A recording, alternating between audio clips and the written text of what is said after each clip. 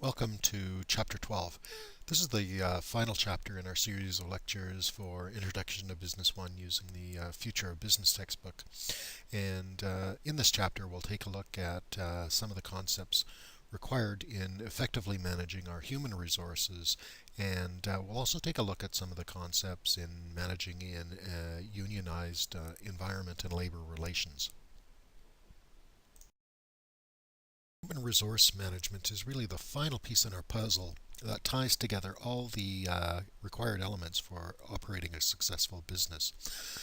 Human resource management is receiving, increased attention, particularly as our economy shifts away from a manufacturing to more of a service and knowledge-based business.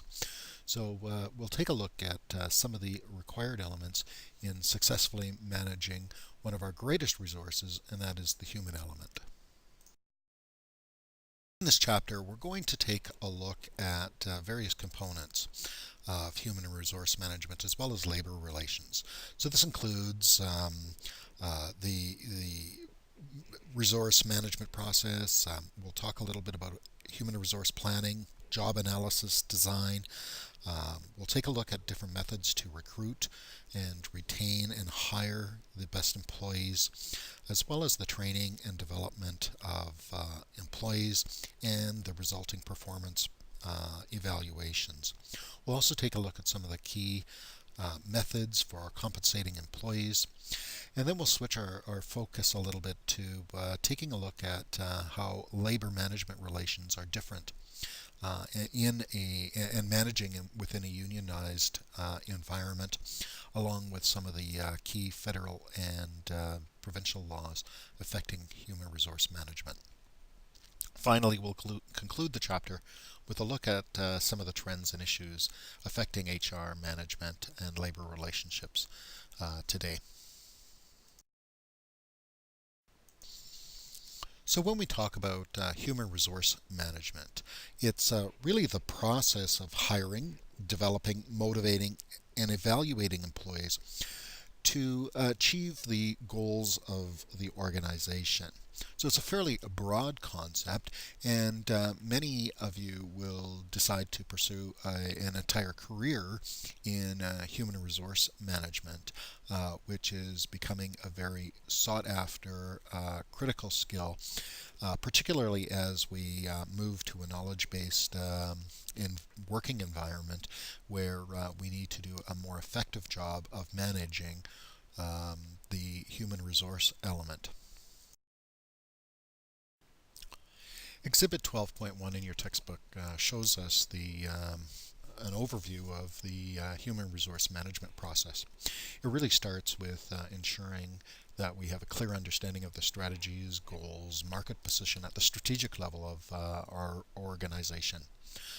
From there, we can begin to do a job analysis and design and start planning what our HR, human resource management needs will be today, as well as what sort of needs we will have in the future. And if we have a gap between the skill sets and the resources that we have today and what we require, we will certainly need to look at doing some employee recruitment, selecting the proper most qualified candidates for the role, training, developing them, and doing regular performance reviews, and designing a compensation and benefit structure that will motivate and retain our employees to ensure that we're meeting our HR strategy outcomes. Throughout the whole process, it's important to consider things like retention, retaining employees, and turnover with employees leaving our organization.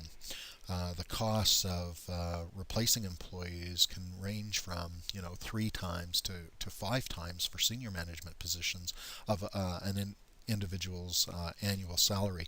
So having an effective HR management process can be critical to the success of your business operation. Two important aspects of human resource planning are job analysis and forecasting the company's human resource needs. Human resource planners must know what skills the different jobs in the organization require. And information about all the jobs in the organization is typically assembled through something that's called a job analysis. And a job analysis really is just a study of the tasks that are required to do a particular job well. Once this information is known, then we can start to specify what the essential skills, knowledge, and abilities are required. A job description outlines the particular tasks and responsibilities of the job, and the job specification are kind of like the qualifications. These are the specific skills, knowledge, abilities that a person must have to be able to complete the requirements of the job as outlined in the job analysis. Exhibit 12.2 gives you an example of a very simple job description, and we've all seen job descriptions that usually include a summary of the job, the detailed duties and responsibility of the job, as well as the job specifications, which are the qualifications that the incumbent must have.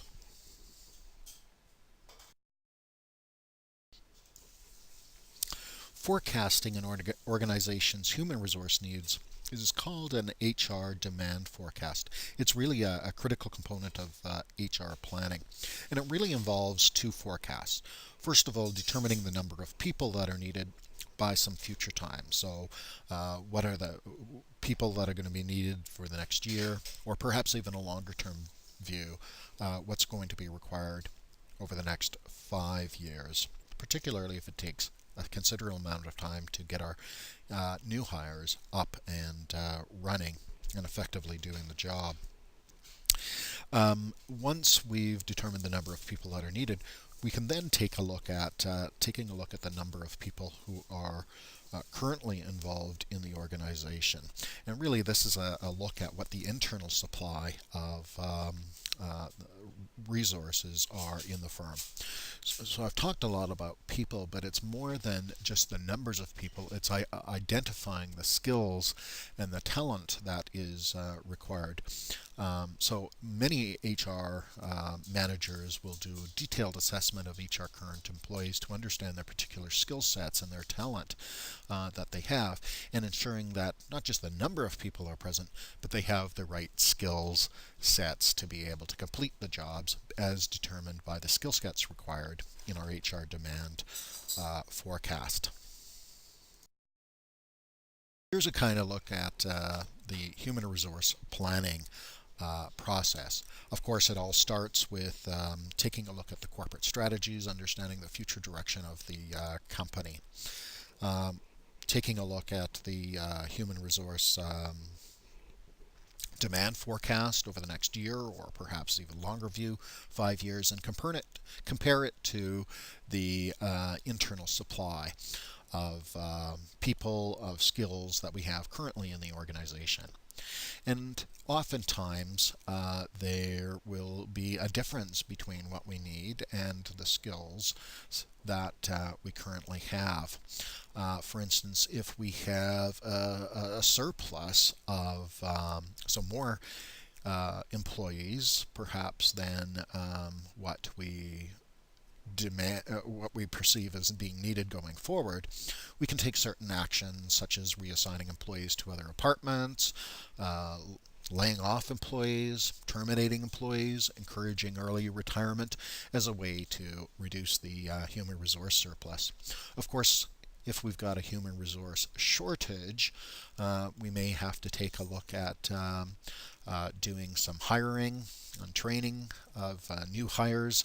We may be able to handle those shortages for a short period of time by paying some overtime to our existing employees. We might take a look at doing things like subcontracting work out on a contract basis, or perhaps even taking a look at perhaps outsourcing some of our HR needs, or using the services of a temporary employment agency.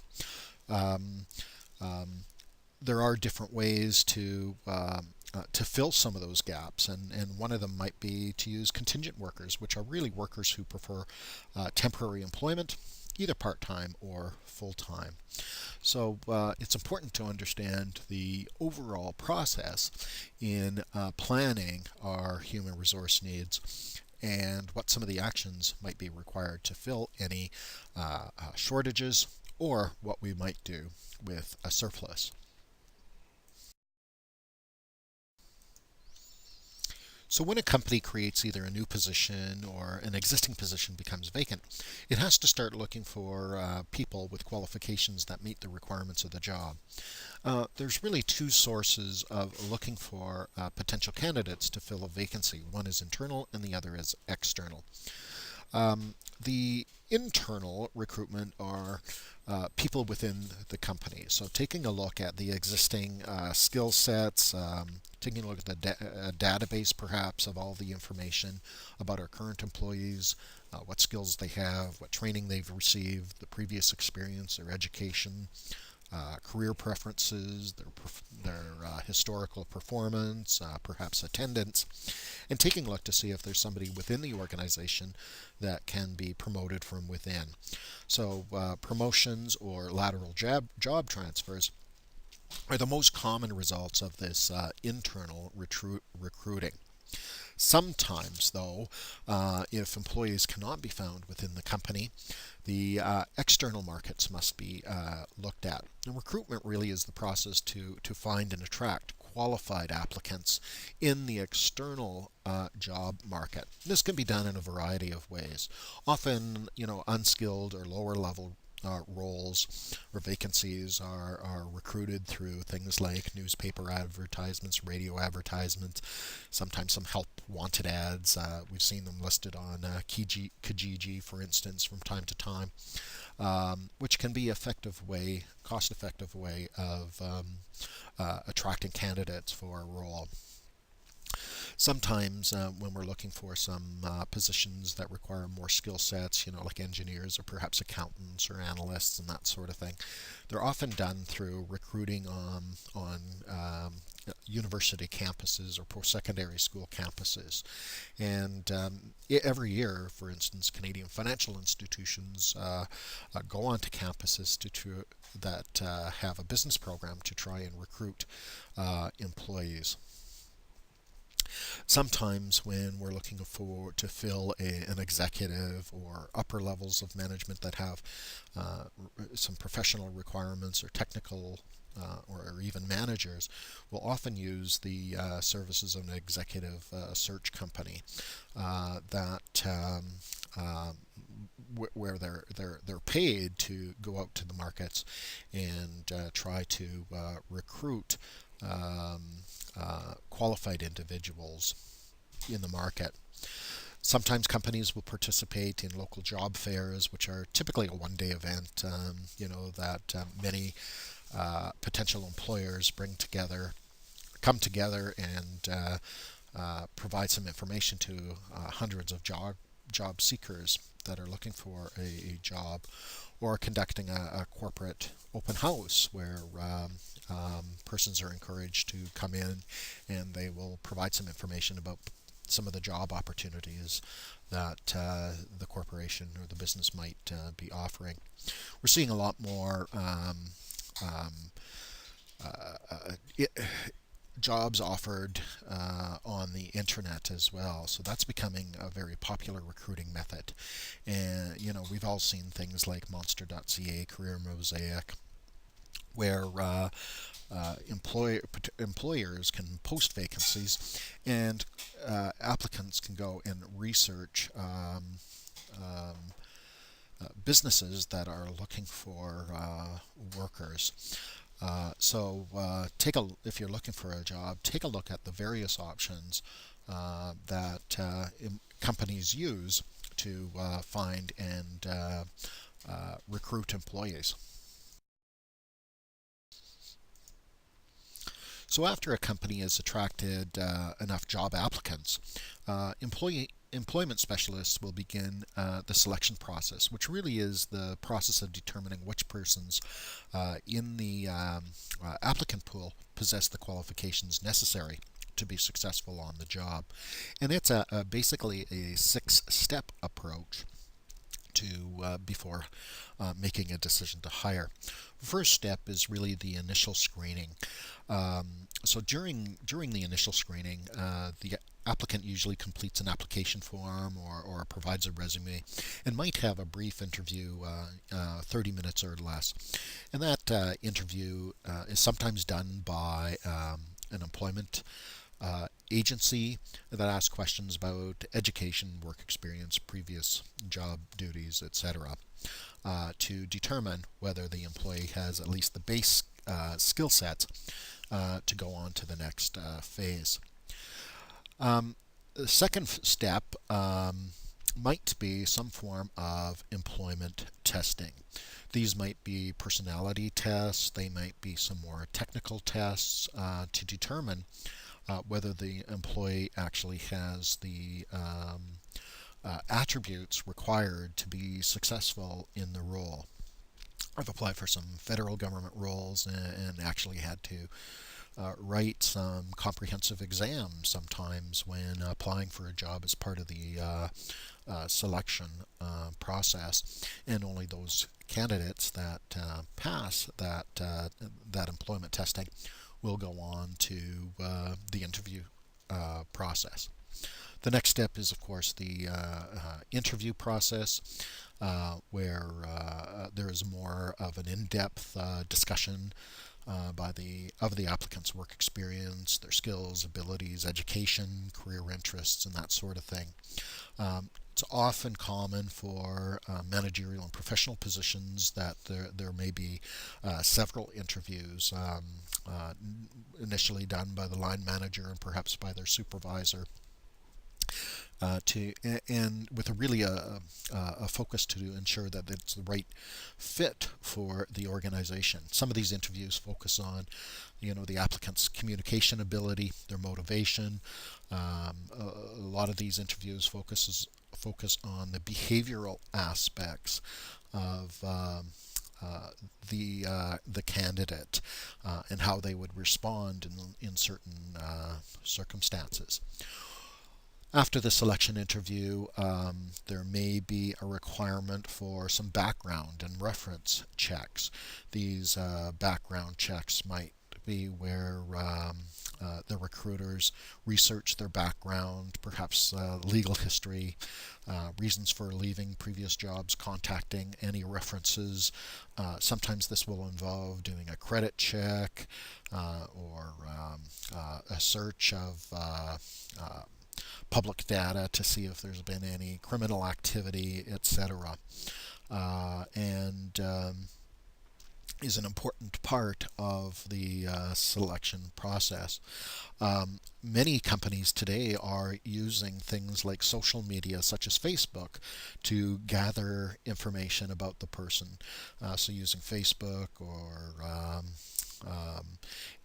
any number of social professional media networks can tell you a lot about a person. So be very careful what you do post online, particularly if you're looking for a job. So really focus on what you post online.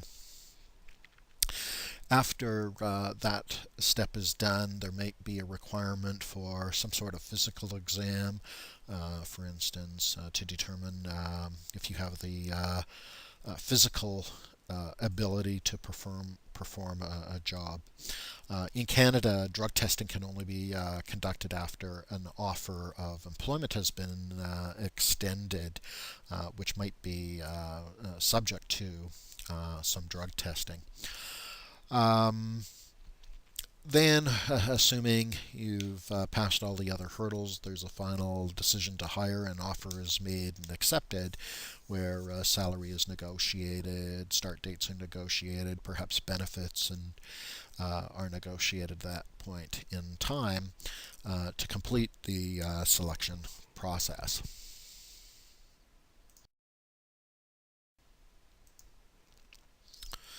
To ensure that both new employees as well as experienced employees have the knowledge and skills to perform their jobs successfully, Organizations invest extensively in training and development activities of their employees.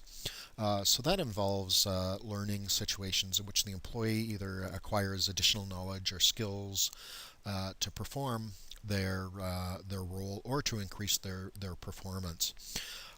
So typically um, the training and development process starts with a need assessment of our employees, finding training programs that will satisfy those needs, design the training program, go through the training, and some sort of a feedback or evaluation session at the end of it.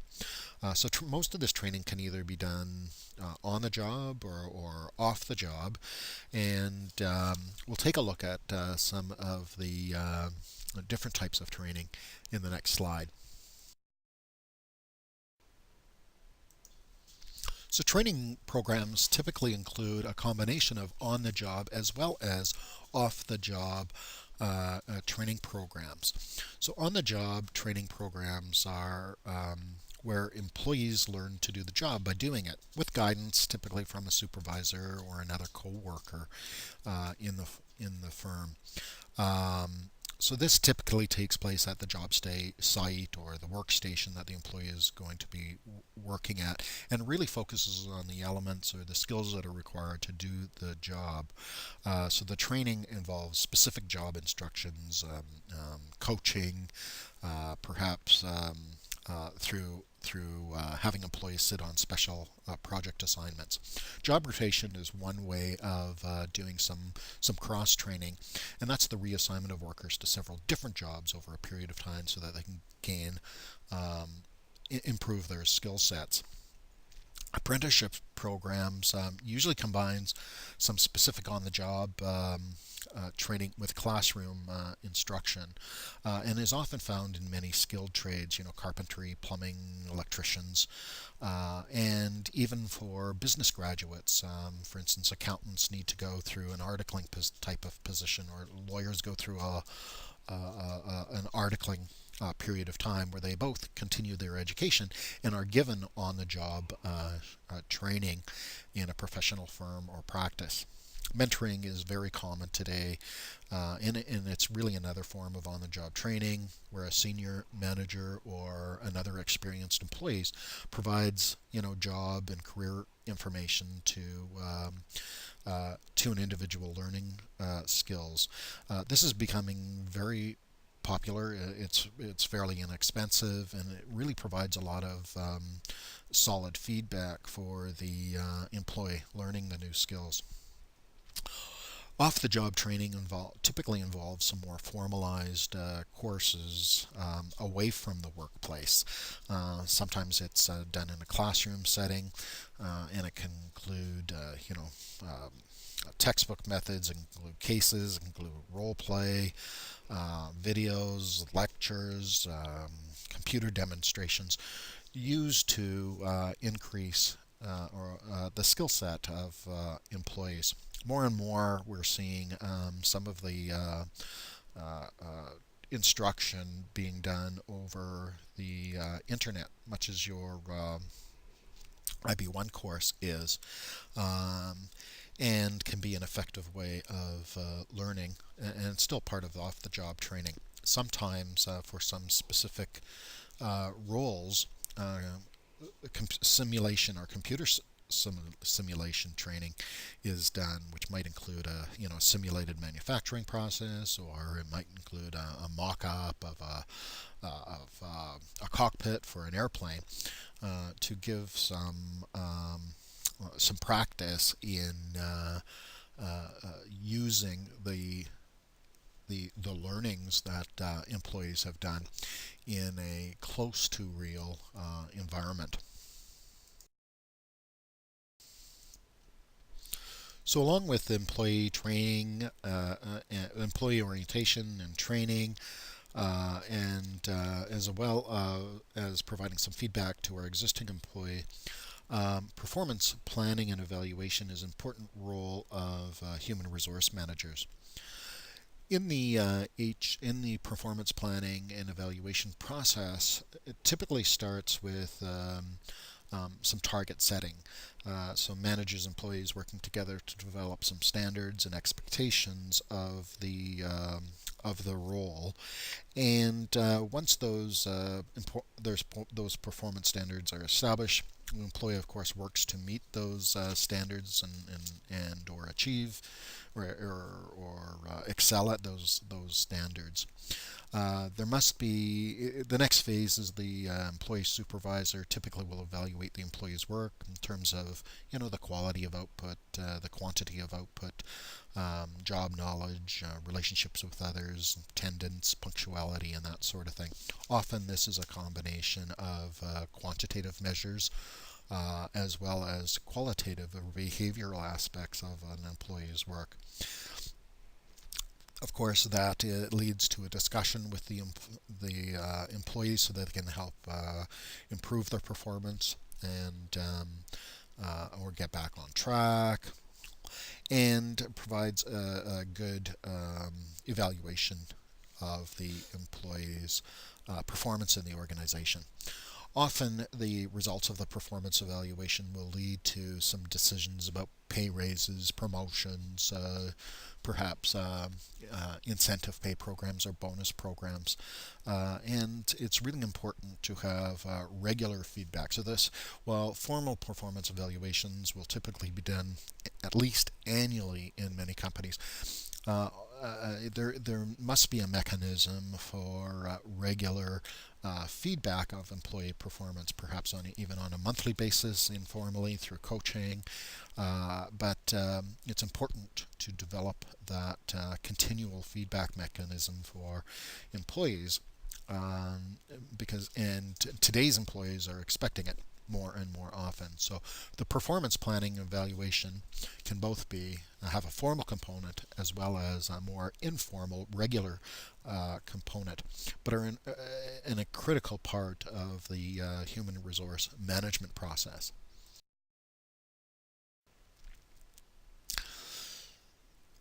So again, just keep in mind the importance of that performance evaluation to ensure that employees are meeting their goals, and if not, getting back on track, developing an action plan to get back on track, as well as a means of rewarding them.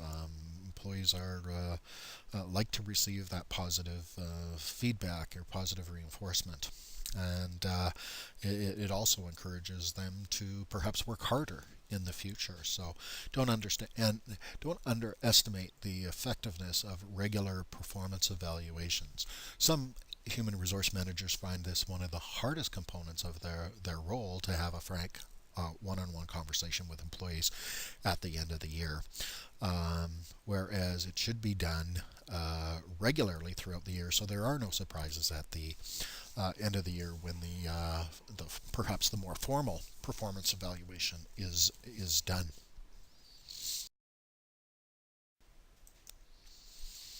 A critical component of an HR manager's role is design effective compensation and benefits programs to ensure that we attract the best talent and retain our employees over long periods of time. And there are various elements of employee compensation and benefits, and there's really two basic types of compensation. Direct compensation, such as the wage or salary received by the employee, and the second is indirect pay, and that's the various employee benefits and services that are available to the employees.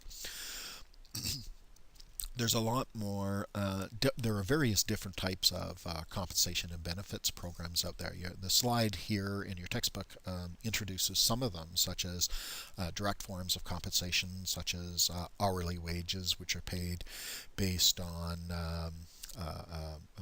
X number of dollars per hour worked, and are usually governed by provincial minimum wage legislation. Salaries are typically paid to managers and a professional based on an annual compensation, but paid on a biweekly or monthly basis. Piecework and commission are another form of direct compensation where employees are paid to how much they produce or how much they sell. For instance, a car salesperson might be paid 3% commission on the price of each car that they sell, or a factory worker might be paid 25% for each widget that they produce for a day. So those are various compensation programs designed to the direct output of the employee. Um, Many companies today are using more of an accelerated commission or piecework schedule, such as they might a car salesperson might earn 3% of the first $100,000 in sales they do, 4% on the next $100,000, etc. Or for piecework, they might be paid 25% on the first 1,000 widgets that they produce during a month, and they get an increment for anything produced above and beyond that. Bonuses are a method of payment to reward employees for reaching a specific goal. For instance, they might meet all their targets, and they might earn an incentive reward based on their performance evaluation. At BMO, we have various bonus structures, which are typically tied to how well an individual performed with respect to their goals, quantitative aspects of the role, as well as the qualitative work aspects of the role, how they went about to achieve their objectives. And those are typically paid on an annual basis. Some companies are paying them quarterly or semi-annually, but it's tied to some measure of performance.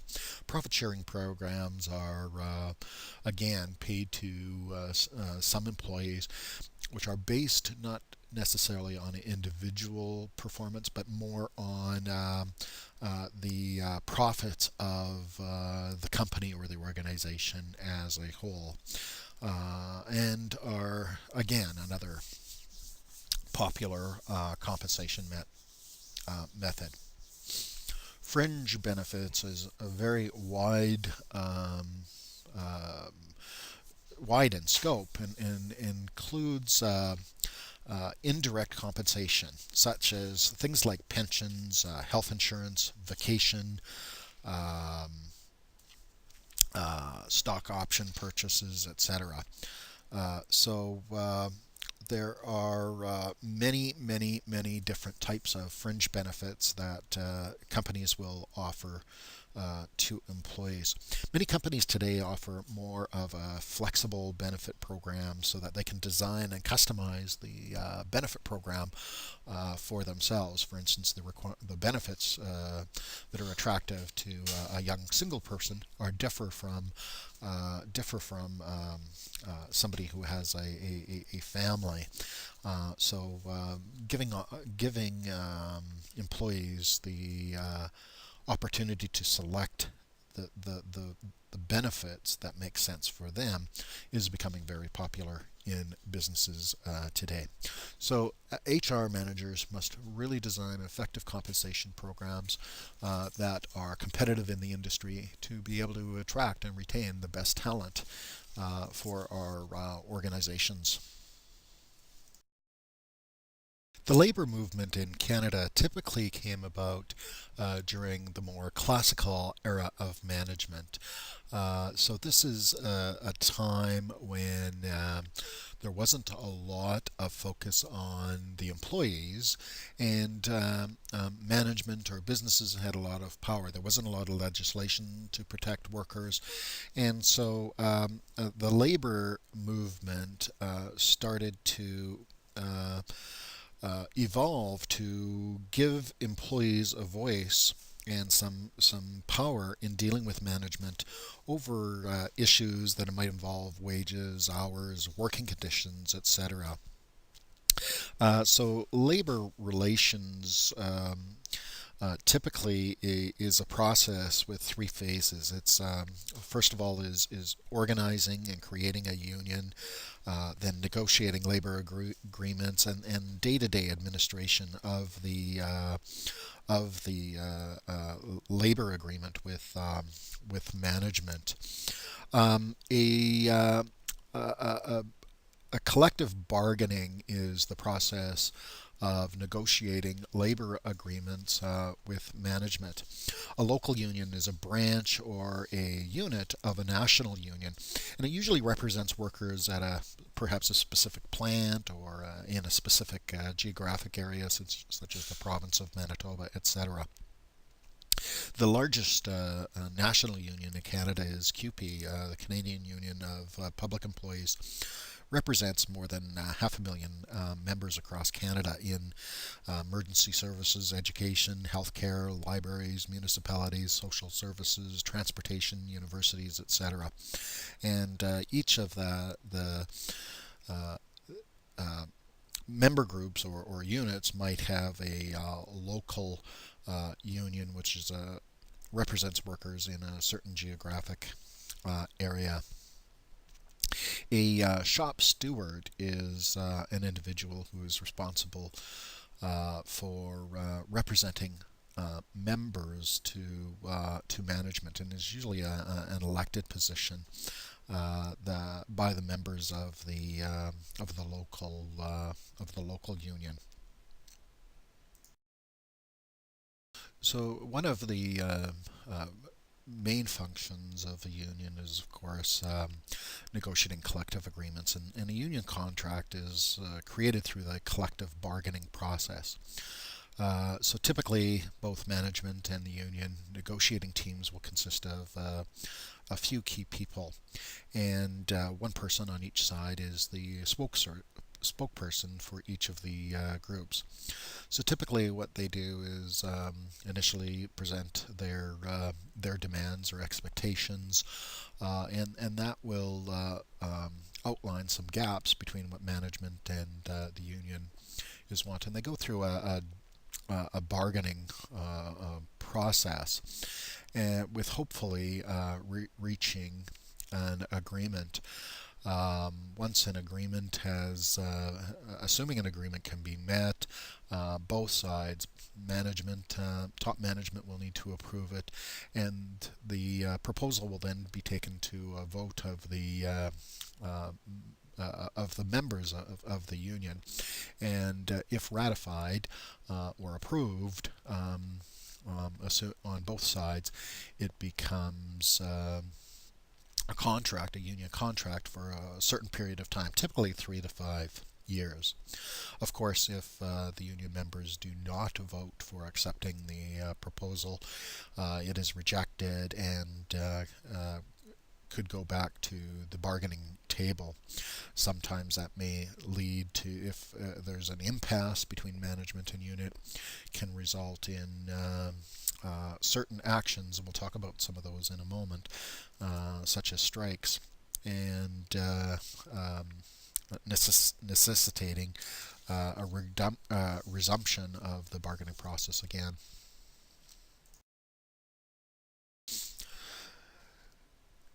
Some of the more common issues in collective bargaining is, of course, wages and benefits and working conditions of the employees, but also things such as the rights of management, job security, seniority, as well as a union contract will often dictate the security for the union, i.e., whether participation is mandatory by all members, whether it's voluntary or not, who's eligible for participation, etc.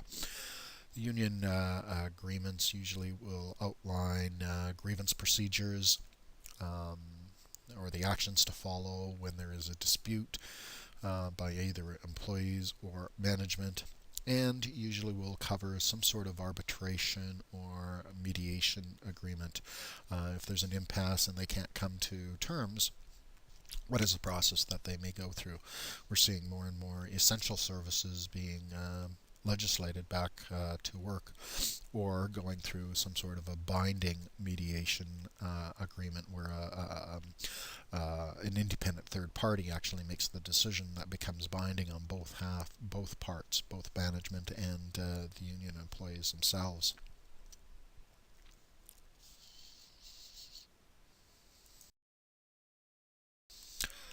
If there is an impasse, there's various um, strategies that can be used by both management and employees to help to try and enforce their position. For instance, union strategies, probably the most common is a strike where employees refuse to work. A boycott is when employees try to keep customers from doing business with the employer, and either of those may include some sort of picketing, where employees march near the entrance of the business to publicize their view and to inform the public of the dispute and hopefully discourage customers from doing business with the with the company. Sometimes it may resolve to a corporate campaign where the union disrupts any shareholder meetings, or in some cases buys company stock to have more influence over the board of directors and hence management of the company in extreme cases. Employer strategies or strategies of management include things like locking out employees so that they cannot come to work and hence won't be paid. Hiring strike replacements, which are non-unionized employees to do the job of the unionized workers. Some industries have a mutual aid pact, which is kind of an insurance program where various companies in the same industry will uh, um, create an assurance fund which will cover some of the lost profits because of strikes. In some cases, management may close down a plant or shift production to other plants in other countries or other parts of Canada in an attempt to reinforce their negotiating positions. So various actions or strategies or tactics that can be used by unions and management to enforce their position with the employees or with management.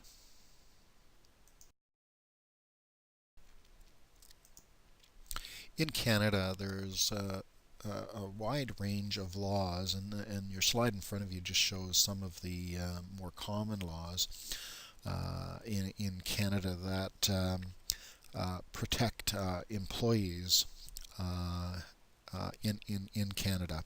So most of these are federal laws that help to ensure that either applicants or employees are treated fairly and not discriminated against. For instance, hiring, training, job placement really must be unbiased in Canada, and promotion, compensation decisions must be based on performance. Um, there is constantly new legislation which interprets or reinterprets existing laws to help protect employees. Some of the more common ones that you should be familiar with are the Charter of Rights and Freedoms that in Canada that provides the right to live and seek employment anywhere in Canada. Human rights legislation protects employees from things like discrimination in the workforce as well. Making sure that businesses must not discriminate against persons with a disability and need to make reasonable accommodations so that qualified employees can perform the job. Um, so take certain industries as well will have certain legislation to protect the workers in the industries. For instance, construction workers have some legislation to protect construction workers.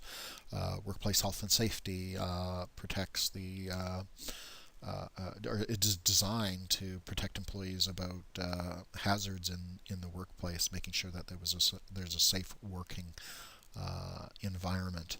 The Employment Equity Act attempts to ensure that there's equality for women and visible minorities, Aboriginal people, or people with disabilities in Canada as well. So the course isn't designed to allow you to become an expert, but just be familiar with some of the laws that affect human resource management, whether you're interviewing or whether you're dealing with employees on a day-to-day basis. So several things affecting human resource management and labor relations today. First is, of course, our aging population. Many people um, uh, are entering the retirement age, so that may focus cause employers more to look at contingent workers or ensuring that they've got the skills available going forward as employees are retiring and they're losing some of those skills and knowledge in their company. So labor shortages and lack of skills certainly is a concern of many companies today.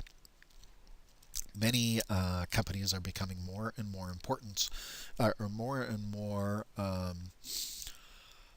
cognizant of the need to have a diverse employee base. We've talked a little bit earlier in the course about using employee diversity to gain a competitive advantage in the market. Having a diverse employee base promotes creativity and has been shown to allow companies to become more attractive to people looking for jobs, and companies that have good diversity have more effective problem solving and stronger reputations in the business community. And evidence suggests that employers that have strong diversity programs actually can outperform those employers who are not strong in managing diversity within their organizations. Many companies today are taking a look at outsourcing some of the human resource functions, and technology is taking more and more of the payroll processing. So there are companies that like Hewitt and Oracle, PeopleSoft, that are taking on many aspects of HR management. Many companies are also focusing on ensuring that employees are hired that fit the organizational culture in the business. So for many growing companies, corporate culture can be a key aspect for developing employees into that competitive advantage for their company. So corporate culture really is the core values and beliefs that support the vision and the mission statement and business model, and guides the behavior of the employees. So companies really have to focus on hiring employees that are a true fit to the corporate culture in their organization today. So that concludes Chapter 12 on managing human resources and labor relations. Consider this as looking at potential career opportunities for yourself. It's a very large area, a very specialized area, and many new business graduates will seek to pursue a career in human resource management.